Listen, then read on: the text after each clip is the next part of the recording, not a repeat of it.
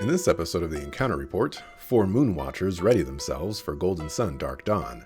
There's Axelrod, your humble narrator, who did a second plus playthrough on an emulator.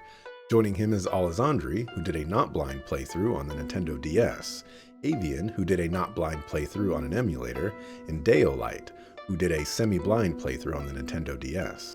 All of the footage was counted to credits, which means no post-game content is included. So while we're waiting for the moon to rise, are you Team Synergy or Team Synergy? Battle types are up first, and we've got a pretty good variety here. Both myself and Deolite have very similar numbers for random encounters total time, and even our random encounter total is pretty close.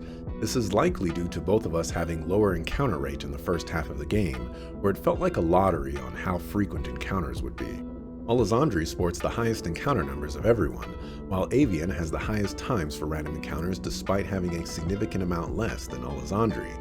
Our average times also provide a clearer perspective, with myself having 28 seconds for random encounters, Alessandri having 36 seconds, Avian having 56 seconds, and Deolite having 27 seconds. For battle locations, we have a bit of a plot twist in comparison to the other Golden Sun games. Here, we have effectively equal distribution between world map and dungeon encounters for everyone, while Deolite is only a few percentage points away. The total time is also noteworthy as well, since we spend significantly less time in world map encounters despite the amount. Combat types are up next to show how everyone approached the fights. Both Alessandri and myself joined the illustrious No Deaths Club, managing to overcome the drawn-out final boss. Avian also managed to come out of all the bosses unscathed and just got unlucky in a random encounter that wasn't playing by the rules. For Deolite, he got a string of unlucky events back-to-back for the final boss that gave him all 3 of his deaths. And for running away, Avian holds the leaderboard for 17 encounters ran from and a 53% run fail percentage, while Deolite had 50%. Following that up are subtypes, where I actually caught all of the advantage and back attacks.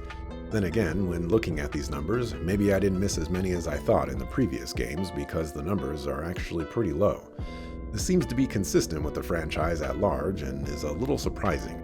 We also have grinding numbers for everyone, as the search for Jin filled everyone's desire. Party composition is going to cycle by, and it's here where we'll loosely talk about strategy.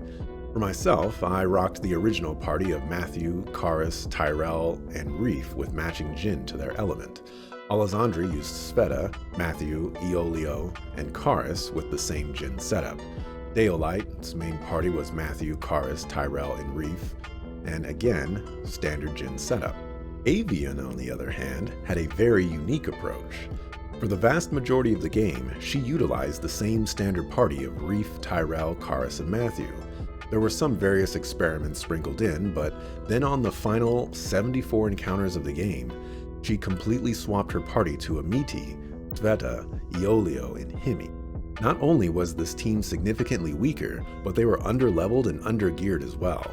Except, that didn't necessarily matter for Avian's strategy because her main source of damage was Jin and summons.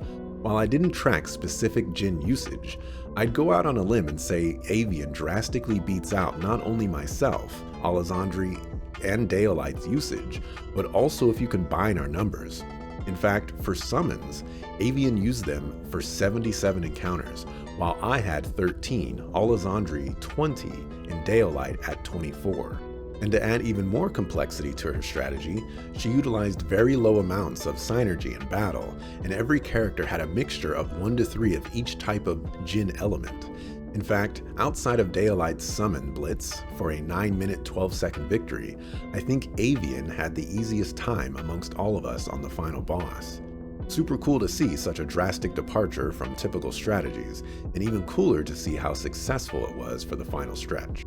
We've also got the level progression graph for each person. On the left, we have the levels, and on the bottom, many of the bosses in the game. Each boss takes up a rectangle in the graph, and within those rectangles, we have Matthew's levels for when the boss was defeated. Here we can see that we are all very consistent for the vast majority of the game, where the final 2 fights gave us a little bit of variation.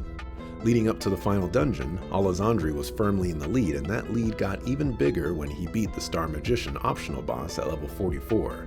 This set him up to be the highest level going into the final boss fights.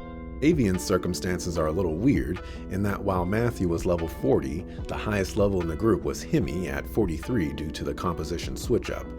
For Daylight, he entered the final fights at level 43 and then grinded his level up to 49 for the final boss. The enemies in the Apollo Sanctum provide a large amount of experience, which allowed him to get at least one level per battle for quite a few encounters. The number of enemy stats is also going to fly by. The numbers appear to match the rest of the franchise, although in this instance 4 and 5 enemy encounters make a resurgence.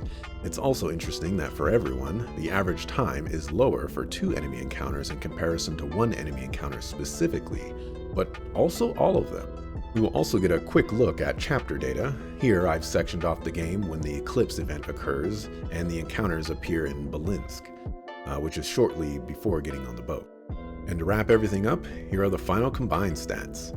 All things considered, the total encounters are pretty manageable, and even when going after as many Jinn as possible, we managed to come out with less encounters than its predecessors. It was pretty cool.